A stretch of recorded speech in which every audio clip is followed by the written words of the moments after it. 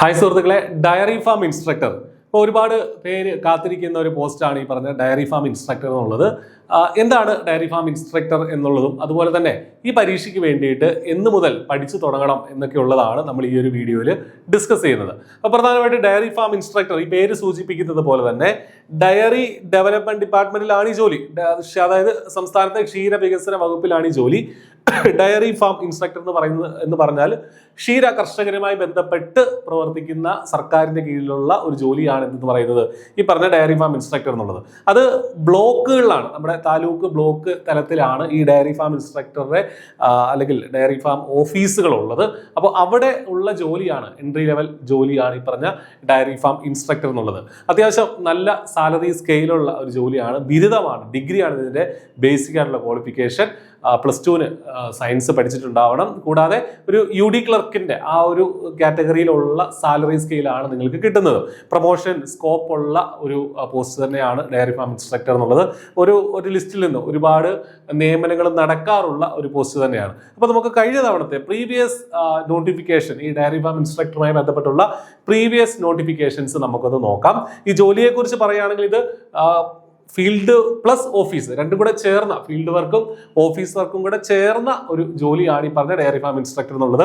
എപ്പോഴും ഫീൽഡിലാണെന്ന് ചോദിച്ചാൽ അങ്ങനെയല്ല, എപ്പോഴും ഓഫീസിലാണെന്ന് ചോദിച്ചാൽ അങ്ങനെയല്ല. അപ്പോൾ രണ്ട് തരത്തിലുള്ള ജോലികൾ ചെയ്യേണ്ടി വരും.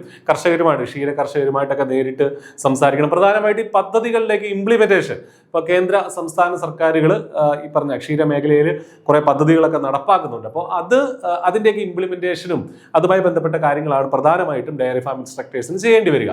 അപ്പോൾ ഇതിന്റെ കഴിഞ്ഞ തവണത്തെ ഒരു കാറ്റഗറി നമ്പർ എന്ന് പറയുന്നത് 691/2022 എന്നുള്ളതാണ് ഇതിന്റെ ഒരു കാറ്റഗറി നമ്പർ എന്ന് പറയുന്നത്. പോസ്റ്റിന്റെ പേര് ഡയറി ഫാം ഇൻസ്ട്രക്ടർ. പ്രത്യേകം ശ്രദ്ധിക്കുക, ഡയറി ഫാം ഇൻസ്ട്രക്ടർ. ഇപ്പൊ ഇൻസ്ട്രക്ടർ എന്നൊക്കെ കേട്ട് ഇത് ഏതെങ്കിലും ലെക്ചർ പോസ്റ്റ് ആണ് അങ്ങനെ വിചാരിക്കരുത്. ഇതൊരു അല്ലാതെ ഉള്ള ഒരു ജോലി തന്നെയാണ്. ഇൻസ്ട്രക്ടർ ഉദ്ദേശിക്കുന്നത് ക്ഷീര കർഷകർക്ക് വേണ്ട നിർദ്ദേശങ്ങളൊക്കെ കൊടുക്കുക എന്നൊക്കെ ഉള്ളതാണ് അതിന്റെ ഉദ്ദേശം. സ്കെയിൽ ഓഫ് പേ ശ്രദ്ധിക്കുക, 35,600 മുതൽ 75,400 വരെയുള്ള മികച്ച, അതായത് ബിരുദതലത്തിൽ കിട്ടുന്ന മികച്ച ഒരു സാലറി സ്കെയിൽ തന്നെയാണ് ഇവിടെ ഉള്ളത്. ഏജ് ലിമിറ്റ് കഴിഞ്ഞ തവണത്തെ നോട്ടിഫിക്കേഷൻ പ്രകാരം 19 മുതൽ 36 വയസ്സായിരുന്നു. നമുക്കറിയാം നിയമം മാറിയിട്ടുണ്ട്. ഇപ്പോൾ 40 വയസ്സാണ് ഇപ്പോഴത്തെ ഏജ് ലിമിറ്റ്. അപ്പൊ ഇനി വരുന്ന നോട്ടിഫിക്കേഷനിൽ 40 വയസ്സ് വരെയുള്ളവർക്ക് ഇതിന് അപ്ലൈ ചെയ്യാനായിട്ട് സാധിക്കുമെന്നുള്ളത്. അപ്പോൾ ഈ വർഷം നോട്ടിഫിക്കേഷൻ വന്ന ജനറൽ കാറ്റഗറി ആണ്, നിങ്ങൾ 1986 അല്ലെങ്കിൽ അതിനുശേഷം ജനിച്ച ആളുകൾക്ക് വരെ ഇതിന് അപ്ലൈ ചെയ്യാനായിട്ട് സാധിക്കും എന്നുള്ളതാണ്. ഇനി എന്താണ് ഇതിന്റെ എഡ്യൂക്കേഷൻ ക്വാളിഫിക്കേഷൻ? ഗ്രാജുവേഷൻ, അതായത് ഡിഗ്രി ഉണ്ടാവണം. ഏതെങ്കിലും വിഷയത്തിലുള്ള ഒരു ഡിഗ്രി മതി. ഏത് വിഷയത്തിലുള്ള ഡിഗ്രി ആണെങ്കിലും കുഴപ്പമില്ല, ബിടെക് ആണെങ്കിലും കുഴപ്പമില്ല. അടുത്തൊരു കണ്ടീഷനും കൊണ്ട് with either mathematics or biology as one of the optional subjects for the pre degree. അതായത് +2 നിങ്ങൾ എന്ത് പഠിച്ചിട്ടുണ്ടാവണം? ഒന്നുകിൽ മാത്സ് പഠിച്ചിട്ടുണ്ടാവണം, ഇല്ലെങ്കിൽ ബയോളജി പഠിച്ചിട്ടുണ്ടാവണം. അതായത് +2 ചുരുക്കി പറഞ്ഞാൽ +2 സയൻസ് ഗ്രൂപ്പ് എടുത്തവർക്കാണ് ഇതിന് അപ്ലൈ ചെയ്യാൻ പറ്റുക. സയൻസ്, കമ്പ്യൂട്ടർ സയൻസ് ഗ്രൂപ്പുകളൊക്കെ എടുത്ത ആളുകൾക്ക് ഈ പരീക്ഷയ്ക്ക് വേണ്ടിയിട്ട് അപ്ലൈ ചെയ്യാനായിട്ട് സാധിക്കും. പക്ഷേ +2 മാത്രം പോരാ, എന്തുകൂടെ വേണം? അതിനുശേഷം അവർക്ക് ഏത് ഡിഗ്രി ആണെങ്കിലും കുഴപ്പമില്ല. ഇപ്പോൾ +2 മാത്സും ബയോളജിയും പഠിച്ചിട്ടുണ്ടാവണം. മാത്സ് അല്ലെങ്കിൽ ബയോളജി ഏതെങ്കിലും ഒന്ന് പഠിച്ചാൽ മതി. ഇപ്പോൾ ബയോളജി പഠിച്ചില്ല എന്ന് എഴുതിയും കുഴപ്പമൊന്നുമില്ല, മാത്സ് പഠിച്ചിട്ടുണ്ടായാൽ മതി. അപ്പോൾ ഇതാണ് ഇതിന്റെ ബേസിക് ക്വാളിഫിക്കേഷൻ. അതുകൊണ്ട് തന്നെ കുറെ ഇപ്പോൾ +2 സയൻസ് ഉള്ള കുറെ ഉദ്യോഗാർത്ഥികളുണ്ട്, അതുപോലെ തന്നെ അതിനുശേഷം ഡിഗ്രി ഉള്ള കുറെ ഉദ്യോഗാർത്ഥികളുണ്ട്. അപ്പോൾ അതൊക്കെ കോമ്പറ്റീഷൻ അത്ര ഉണ്ടാവും എന്നുള്ള കാര്യം കൂടെ നിങ്ങൾ ശ്രദ്ധിക്കുക. ഇനി കഴിഞ്ഞ തവണത്തെ പരീക്ഷയ്ക്ക് ഇതിന്റെ കട്ട് ഓഫ് വന്നത് 63 മാർക്കാണ്. 63 മാർക്കാണ് കഴിഞ്ഞ തവണത്തെ പരീക്ഷയുടെ കട്ട് ഓഫ്. ഇതിന്റെ സിലബസ് ഒക്കെ നമുക്ക് പറയാം. ടോപ്പ് മാർക്ക് വന്നത് 86 മാർക്കാണ്. 86 മാർക്കായിരുന്നു ഇതിന്റെ ടോപ്പ് മാർക്ക്. അപ്പോൾ നമ്മൾ പഠിക്കേണ്ടത് ഒരു 80-ന് മുകളിൽ സ്കോർ ചെയ്യാനായിട്ട് പഠിക്കണം. കാരണം ആ ലെവലിലൊക്കെ വരും ഇതിന്റെ മാർക്ക്, അത്രയൊക്കെ വരും. ഒരുപാട് ഡിഫിക്കൽറ്റി ലെവലുള്ള ഒരു പരീക്ഷയൊന്നുമല്ല, ഒരു +2 നിലവാരം ഒക്കെയാണ് മിക്കവാറും ഇതിന്റെ ചോദ്യങ്ങളിലൊക്കെ ഉണ്ടാവുക. കഴിഞ്ഞ തവണ അങ്ങനെയായിരുന്നു. പ്രീവിയസ് റാങ്ക് ലിസ്റ്റ് വന്നത് ഡിസംബർ 2024 2024 ഡിസംബർ, അതായത് 2027 ഡിസംബറിൽ ഈ റാങ്ക് ലിസ്റ്റ് എക്സ്പയർഡ് ആവും. അതിൽ നിന്ന് ഇതുവരെ 60 പേർക്ക് നിയമനം കിട്ടിയിട്ടുണ്ട്.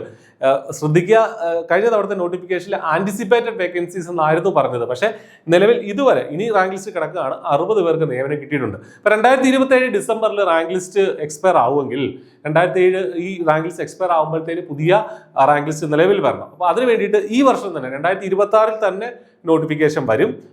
അടുത്ത വർഷം 2027 ഇതിന്റെ പരീക്ഷ നടക്കുക. എന്നിട്ട് ഈ റാങ്ക് ലിസ്റ്റ് എക്സ്പയർ ആകുമ്പോഴത്തേന് പുതിയ റാങ്ക് ലിസ്റ്റ് നിലവിൽ വരികയും ചെയ്യും. അതുകൊണ്ടാണ് പറഞ്ഞത് ഇപ്പോൾ തന്നെ പഠിച്ചു തുടങ്ങണം. ഇനി ഇപ്പോൾ തന്നെ പഠിച്ചു തുടങ്ങണം എന്ന് പറയാൻ മറ്റൊരു കാരണം കൂടെ ഉണ്ട്. അത് നമുക്ക് അടുത്ത സ്ലൈഡിൽ മനസ്സിലാവും. ഇതിന്റെ സിലബസ് ഒന്ന് ശ്രദ്ധിക്കുക. സിലബസ് കഴിഞ്ഞ തവണ വന്ന പുതിയ സിലബസ് ആണ്. ഇതിൽ മാറ്റമൊന്നും ഉണ്ടാവാൻ സാധ്യതയില്ല. 20 മാർക്കാണ് ഫിസിക്സ്. അത് ഇതിന്റെ ഡീറ്റെയിൽഡ് സിലബസ് ഓൾറെഡി ഇതേ ചാനലിലൊക്കെ എക്സ്പ്ലനേഷൻ ഉണ്ട്, അല്ലെങ്കിൽ നിങ്ങൾക്ക് എടുത്ത് നോക്കാം.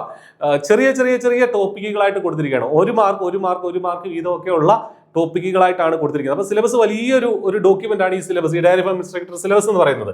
കെമിസ്ട്രി 20 മാർക്കിനുണ്ട്, ബോട്ടണി 10, സുവോളജി 10, അങ്ങനെ ബയോളജി 20 മാർക്കിനുണ്ട്, മാത്തമാറ്റിക്സ് 20 മാർക്കിനുണ്ട്, ഏറ്റവും അവസാനമായിട്ട് ഡയറി സയൻസ് 20 മാർക്കിനുണ്ട്. അപ്പോൾ ശ്രദ്ധിക്കുക, ഇത്രയും ടോപ്പിക്കുകൾ നമുക്ക് പഠിക്കാനായിട്ടുണ്ട്. അപ്പൊ അതാണ് ഞാൻ പറഞ്ഞ മറ്റൊരു റീസൺ, നമുക്ക് നേരത്തെ പഠിച്ചു തുടങ്ങണം എന്ന് പറയേണ്ട ഒരു റീസൺ ഇതാണ്. ഈ ടോപ്പിക്കുകളെല്ലാം അത് വളരെ വാസ്റ്റ് ആയിട്ടാണ് സിലബസ് കൊടുത്തിട്ടുള്ളത്.